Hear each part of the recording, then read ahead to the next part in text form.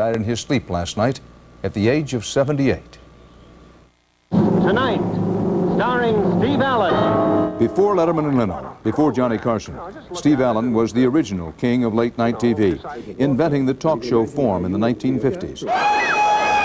He moved to primetime with his own Steve Allen Show, a mix of comedy and variety that, among other things, helped introduce Elvis Presley to America in 1956.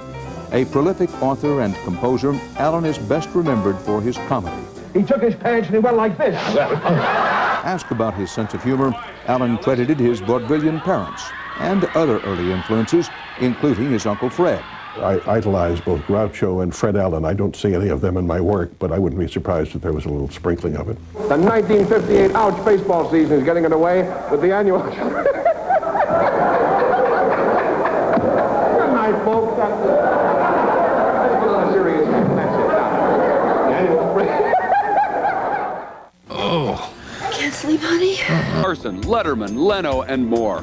And what Steve's son told Entertainment Tonight in an interview today.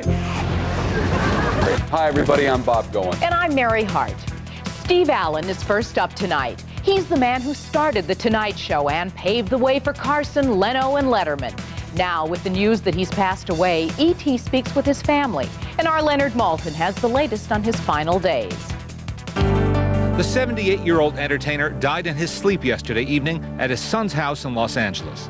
His son Bill tells us Allen had spent the afternoon visiting his grandchildren and helping them carve pumpkins for Halloween. So he just went quietly into the other room and relaxed on the couch, went to sleep, and unfortunately didn't wake up. Allen, who joined E.T. at our annual Emmy party in September, had sent his latest manuscript to his publisher only yesterday. Entitled Vulgarians at the Gate, it was the 49th book from the prolific comedian, songwriter, musician, and actor. Today, there's an outpouring of emotion from Hollywood for the man who invented late-night television when The Tonight Show debuted in 1954. I want to give you the bad news first. This program is going to go on forever. Johnny Carson, who inherited The Tonight Show in 1962, tells E.T., quote, "Steve Allen's death saddens me greatly. All of us who have hosted The Tonight Show format owe a debt of gratitude to Steve Allen." Jay Leno tells us he'll pay tribute to Allen at the end of The Tonight Show this evening. And David Letterman tells us, quote, "Steve Allen was an enormous influence on television. His early work is really the foundation for what late-night shows have become." I'm not much. Indeed, Allen's infectious laugh was one of the great joys of television in the 50s and 60s, when he was pretty much a daily fixture.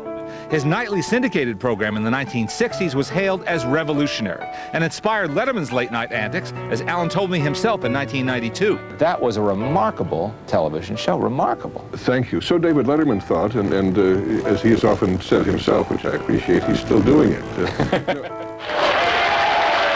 Allen is survived by his wife of 46 years, actress Jane Meadows. She was devoted to this man. They traveled together. They would go to the supermarket together. They didn't like to be apart from each other. Thank you, Leonard. What a talented man. Ironically, an ad placed by Allen appears in today's Los Angeles Times. The comedian was appealing to parents to help tone down negative images on TV, the same medium he helped pioneer. With his own show 3 years later. Allen wrote more than 4,000 songs, 40 books, and appeared in Broadway shows, movies, and other TV shows. Allen is dead at the age of 78. The wait is over. He was the first person, I remember when I was a kid, I remember being like 6 or 7 years old, and the first time I ever saw 12 o'clock on a clock at night, I looked over and Steve Allen was on TV. And that's always been in my mind. You know, I always remember him. He was the kind of comedian I always like. He wasn't, most comedians up to that point that I had seen came from vaudeville, and they were song and dance men, and they were clowns. And he was the first wise guy. He was the first just, always had a quip, always had a line, and he used to do this show live, not this weenie tape stuff like we do now where you can take out a mistake. He rose and fall, and he would be brilliant, and he'd do a saver, and then he'd do a joke that wouldn't work, and we'd come back and boom, and he'd pound away and be funny. And he used to do this piece where he'd read from the New York papers, and he'd yell the letters to the editor, which was the inspiration for the headline things that we do. There's nothing new. It all started with him. And he would go out in the street and talk to people and bring them in, which is essentially just what we do now with the jaywalking. But he was there first, and he did it. And he would yell like my dad. You know, he's one of those guys, and he would make noise, and he would be funny. And we looked at clips, and we had a clip from an early Tonight Show, and he just looked so serious. And I don't remember him being serious. I remember him being funny. And then I saw a clip today from the Steve Allen Show where he was doing what he did when I saw him when I was like 7 years old. And here he is just being Steve Allen. God bless you, old friend. Well, what's new in sports? I'll tell you what's new. The 1958 Ouch baseball season is getting underway with the annual... Good night, folks. He died Monday of a heart attack, but his gifts for making us laugh and sing and think about things will survive for a long time. Entertainment editor Joel Siegel takes a look. In case you're just joining us, this is Tonight. And I can't think of too much to tell you about it, except I want to give you the bad news first. This program is going to go on forever. September 27th, 1954, the first broadcast of TV's Tonight Show. That night, Steve Allen created the role talk show host, and he was perfect for the part. For two reasons, he joked. He loved to talk, and the show had no budget to pay for anything else. But I still find it impossible to talk while in the midst of a kiss. And America stopped going to bed early and started staying up late to watch Steve Allen read angry letters to the editor angrily, with friends like Jerry Lewis. Steve Allen took the show out of the studio and made the audience part of the show. He has so many cavities in his teeth that he talks with an echo. He had an amazing eye for new talent. That's Steve Lawrence. And he gave primetime breaks to Sammy Davis Jr., here doing Jerry Lewis.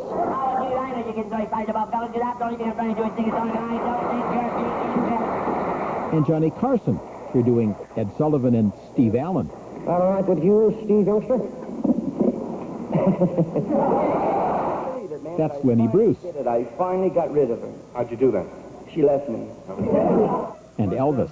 I think I have on something tonight that's not quite correct for evening wear. Not quite formal. What's that, Elvis?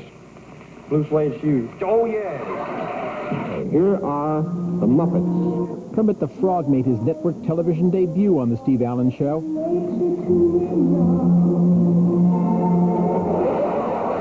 Allen was the son of vaudeville comedians.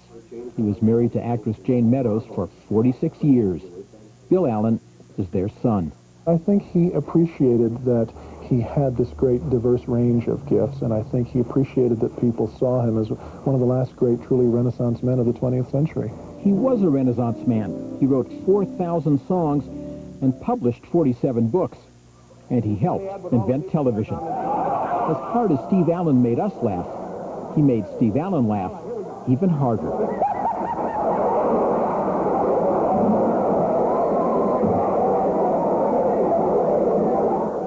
Steve Allen always said that he loved great singers, and two of the best and two of his favorites join us now, and Steve Allen had figured prominently in both of their lives. From his Moon River Theater in Branson, Missouri, Andy Williams joins us, and from his home in Las Vegas, Steve Lawrence. Gentlemen, good morning. Thanks to have you. We're glad to have you with us here, although it's certainly a difficult time, I know, for both of you. Let me ask you both about your first working with Steve Allen on the Tonight Show. Andy, you first. How did you get involved with him? I guess I was just lucky. I was walking down the street in New York City, and a friend of mine, Bill Harback, who was going to be producing the Steve Allen Tonight Show, said, we're auditioning a couple singers. We've got Steve Lawrence and Edie Gourmet, and we want two more, and why don't you come down and audition? And I didn't really care that much about television then. I didn't know much about it. I didn't know who Steve Allen was. Anyway, I auditioned for the thing, and I got it, and I was on 2 days one week and 3 days the next week, and nobody told me not to come back after the first week, so I came back, and I just kept coming back for about 2.5 years. It was just the most terrific time of my life. Steve, how about you? How did you first get involved? I started with Steve a couple of years before Andy joined us. It was a local show just in New York, New Jersey, and Connecticut. It was actually on for an hour and 45 minutes, and then we went, when the network picked it up, it went to an hour and a half. But Edie and I met on that show back in 1953, and I have a lot to thank and be grateful for it to Steve Allen. And not only did he introduce me to a late-night television audience and really introduced me to a whole new world out there, but he also introduced me to my wife. With that typical Steve Allen irreverence and humor, I think that he once said that he was asked about discovering you and Edie, and he says, yeah, I discovered him in the back seat of a car. That's exactly right, yeah. You see, I discovered Steve in the backseat of a car, that's right. But you know, doing that show at that time, it was like basic training. It was, not only were we all on when Andy came on and Pat Marshall and Pat Kirby stayed with the show, we had the opportunity to work with some of the greatest celebrities in the world, and Steve was a great supporter of a lot of talent. He introduced Billy Crystal and Steve Martin and Jonathan Winters, so many great stars in comedy and in music. Errol Garner came on for the first time. I don't even know where to stop because there were so many great musicians, so many great singers, great people from literature. He was the first to do that. He really molded, he was a pioneer, as I believe you said earlier, and he was an original, because prior to Steve Allen, it didn't exist. Andy, so they didn't know what to do. Andy, what do you think was the key to his enormous popularity? Well, I think people liked him, number one. He was infectious. His laugh was so funny. He could tell a joke that really wasn't that funny, although he never did, and laugh, and everybody would laugh. He's, that's the thing that I'll always remember about Steve, is his laugh. He was very good to all of us that were on our show regularly. I know he did things. You're right. Everybody remembers his laugh. I remember at one time, Andy, he had you singing underwater for a skit on his show. Let me ask you both this quickly. We've got about a minute or so left. He was such a prolific songwriter, some 4,000 songs. Do you each have a favorite Steve Allen song? Andy, you first. I sang a bunch of Steve Allen songs because I recorded my first album was an album called Andy Williams Sings Steve Allen. And I had a chance to go through all of his songs and pick out 12 gems. I think my favorite of that whole thing, of the ones that I did, was Playing the Field. I love that song. How about you, Steve? He wrote great songs. Steve, you're right, Andy. You're right. He was very prolific. He wrote a lot of wonderful songs. My particular favorite is the one that he wrote as his theme song, and Edie and I recorded, and we had a big hit with it. It was called This Could Be the Start of Something Big. Great record you made. Thanks, Andy. How are you, by the way? Good morning. I'm great. Yeah. Andy Williams, Steve Lawrence, gentlemen, thank you. As we said, Steve Allen's passing, a true comic genius and a real pioneer. We appreciate the two of you taking time and sharing some of your thoughts about Steve Allen. My pleasure to be here. You both take care now. You're very welcome. Coming up on